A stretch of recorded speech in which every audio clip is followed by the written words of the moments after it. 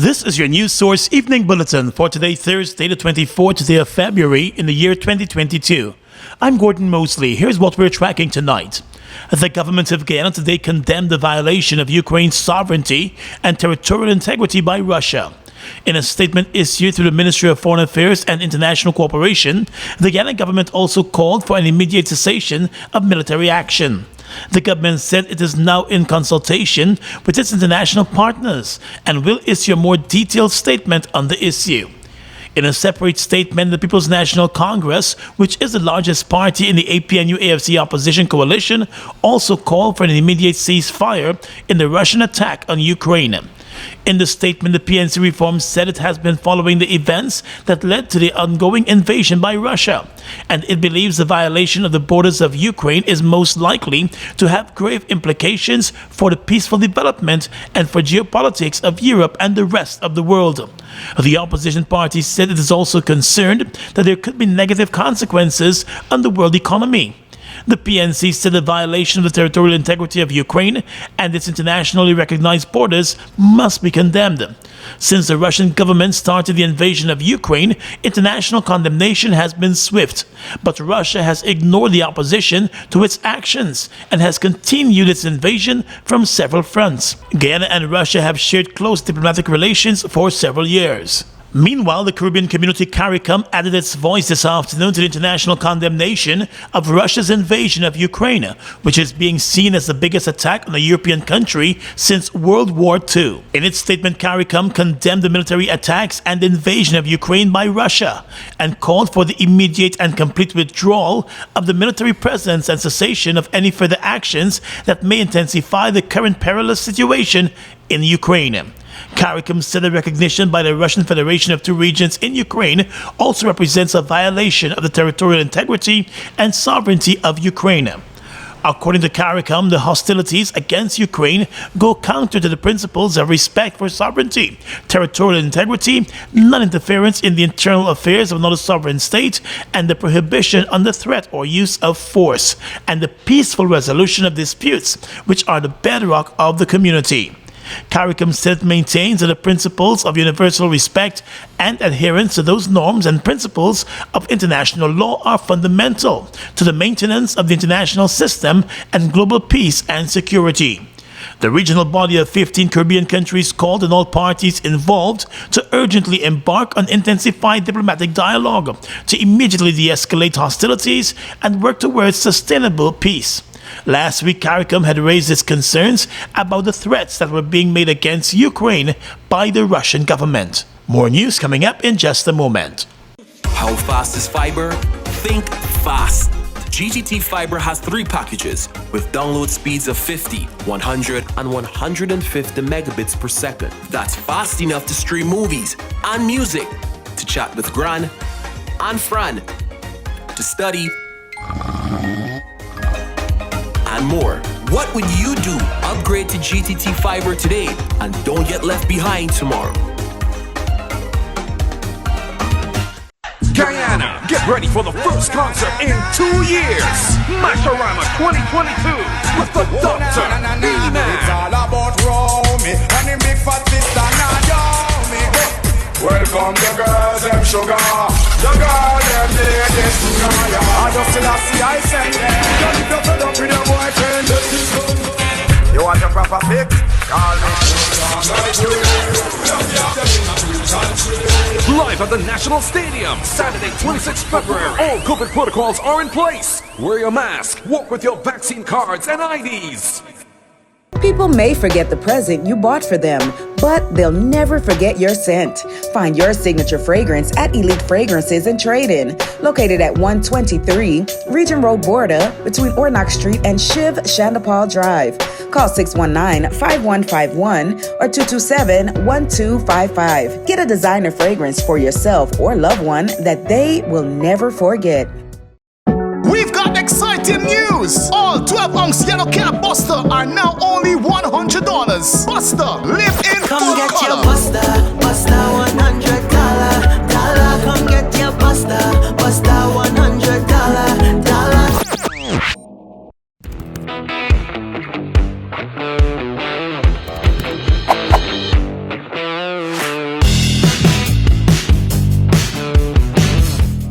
4 days after the gunning down of Kingston youth Leon Gittins in his girlfriend's bedroom, the girlfriend's father was today charged and remanded to jail for the murder.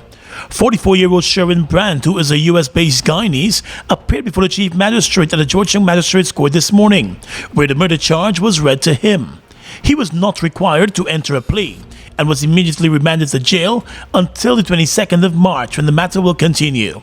The court was told that on the 19th of February, Brandt shot and killed 25-year-old Leon Gittins at the East Penitence home where Brandt's daughter lives. Brandt was reportedly dressed in a wig and a woman's outfit when he allegedly carried out the execution. The young man was pronounced dead at the scene by emergency services. The accused was arrested on Monday when he attempted to leave the country through the airport at Ogle. A wanted bulletin was issued for him the day before, and it was while he was making his way through immigration that the agents realized he was flagged in the system and contacted the police to execute the arrest. Brandt was immediately taken into custody and charged after being questioned. The accused was reportedly not supportive of his daughter's relationship with Gittins, and that may have fueled some tension between the two men. A family trip to the Jubilee Resort in Tamari on Wednesday to celebrate their son's 13th birthday turned into tragedy when the teen drowned in the pool at the resort on his birthday. A police report said a young boy, Ray Stewart Jr., was taken to the resort by his father in the company of other family members and friends to celebrate his 13th birthday. It was noted that the teen could not swim, but while the family members were in the pool, the teen ventured into the deep side and went under the water without being noticed. It was not until the father realized that the youth was missing that an alarm was raised and the frantic search began. He was pulled from under the water and rushed to the Diamond Hospital, where doctors pronounced him dead on arrival. The body has since been transferred to the Memorial Gardens mortuary for a post-mortem examination. An investigation into the incident is ongoing. There are reports that there was no active lifeguard on duty at the resort at the time of the drowning. Crime investigators in Region 7 are probing the murder of a 62-year-old Brazilian hotel owner and miner who operated in the same Cayuny region. The dead man's name has been given as Edmilson dos Santos, also known as the Missio. He operated a 12-room hotel at the Etteringbank Landing in the Cayuny River.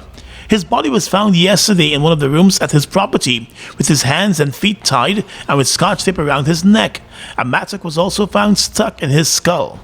It is suspected that he was murdered sometime between 8 p.m. on Tuesday and yesterday morning. A vendor in the area said he went to the man's hotel to rent a room, but there were no answers to his calls. He said he left and returned the following morning, and there were still no answers. The vendor said at that stage he decided to push open the door to the man's living quarters, and it was then that the lifeless body was discovered. The police were summoned immediately. A full investigation is underway. Agents of the Customs Anti-Narcotics Unit came under fire during a drug eradication operation in Berbice on Tuesday at number 69 Village, that's in Quarantine. During the operation, as Kanu agents were approaching a car suspected of being used for drug trafficking, two men jumped out and opened fire on the Kanu agents and managed to flee the scene as the agents sought cover. In the car, which carried registration number PKK 4588, Kanu found 129 pounds of marijuana in several large parcels. Kanu said it is suspected that the marijuana was being taken to neighboring Suriname. The seized marijuana carries a street value of more than $17.6 million. Kanu said its operations in the quarantine area are part of efforts to curb the flow of narcotics in the Berbice region. A 49-year-old unlicensed driver from the Lodge community lost his life yesterday morning when he lost control of the car he was driving and slammed into the side of a truck, flipping over in the process and slamming into another car. Eyewitnesses said he was speeding at the time. The dead man has been identified as Joseph Charles.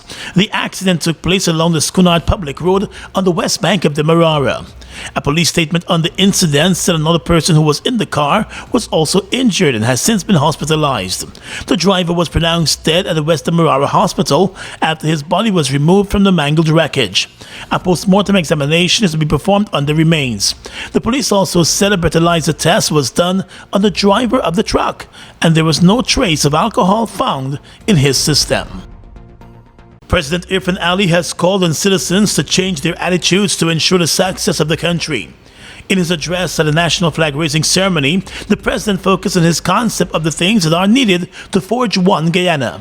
He said Guyanese should no longer sit back as progress unfolds before their eyes. It is we, as a people, who must change our attitude, culture, and values towards the environment, society, and towards each other. That will ultimately determine our collective success as one Guyana. This is not the time in our history to sit back and watch the journey unfold. This is our time to embrace the train of progress. This is our time to embrace the demand our country make of us. This is our time to be positive. This is our time to remove negativity. This is our time to advance the future of our one Guyana. In the address to the nation, the president also called on citizens to be realistic in their expectations. He said the country's continued experiences with COVID, the recent floods, and supply chain issues are fresh examples of how expectations must be tamed against realities. According to the president, in being realistic, the country must be humble to accept help in areas where help may be required. In being realistic, we must be humble to accept help in areas where we require help. Being realistic is being humble enough to say, I do not know, and reach for answers where they do exist. It is for this reason our local content legislation was developed with a realistic understanding of where we are as a country. Being realistic is also understanding that the commitments we made in the manifesto are to be achieved within 5 years, not 1 year and 2 years, within 5 years. And I assure every Guyanese, those commitments we made will be honored and delivered. President Ali also said his government will remain committed to its push towards building a one Guyana. While the president of Guyana focused his entire Republic anniversary address to the nation on building one Guyana, the main opposition APNU-AFC, which represents almost half of the country's population, was left off of the invitation list to the official national flag-raising ceremony at Parliament buildings. Some opposition members raised the issue on social media yesterday. In an address to the nation to usher in the Republic anniversary, leader of the People's National Congress Reform Aubrey Norton said, while there is much about Guyana's journey over the past 52 years as a republic to celebrate and be proud of, there must be collective work to rid the society of poverty, inequity, discrimination, and injustice, which are still extant in Guyana. The PNCR, in this 52nd year of our status as a cooperative republic, renews our commitment to the reduction of poverty and inequality and the elimination of all forms of discrimination and injustice in our society. My fellow Guyanese, this is a celebratory occasion. Unfortunately, it comes at a moment of temporary elation and merriment caused by the poor handling of the COVID-19 pandemic and the continued choking of economic freedom by the needs of the corrupt, incompetent, and divisive PPP government. On the issue of the current economic situation, Mr. Norton said it concerns his party that while the country is getting lots of income from the oil and gas sector, the people of Guyana are getting less, while at the same time the high cost of living continues to rise. On this, the 52nd anniversary of our republic, we call on the Ali regime to stop serving their elite, their family, and their friends, and ensure that our people benefit from our national patrimony. Our windfall from oil and gas should not be used to make the rich richer, but rather to eradicate poverty and give our people the reason to celebrate. The PNC reform leader called on the government to focus more on the ordinary man. He said all Guyanese must be given the reasons to celebrate the country's economic fruits and prospects. The government, he said, must also address issues of discrimination and crime and the ongoing COVID-19 pandemic. Guyana, get ready for the first concert in 2 years. Masharama 2022 with the Doctor, B-Man. It's all about Romy and the big fat sister Naomi. Welcome the girls, them sugar. The girl, them ladies, I just see I send them. Don't if you're fed up with your boyfriend, this is good. You want a proper fix? Call me. Live at the National Stadium, Saturday, 26 February. All COVID protocols are in place. Wear your mask, walk with your vaccine cards and IDs. Mobile Special and all other mobile lubricants are distributed by Sol Guyana Inc. Mobile Special and all other mobile lubricants are distributed by Sol Guyana Inc. We've got exciting news! All 12-ounce yellow cab Buster are now only $100. Buster, live in Come full get color. your Buster, Buster $100. Come get your Buster, Buster $100. Fuel it up and drive, Super 95. Tune up, fuel it up and drive, Super 95. Tune up. Protect your fuel system, boy. High mileage and performance, boy. Guy Oil's Super 95 gasoline gives you more reasons to drive and is available at 56 service stations nationwide. For affordable price, high performance, and high mileage, choose Guy Oil's Super 95 gasoline. Fuel it up and drive.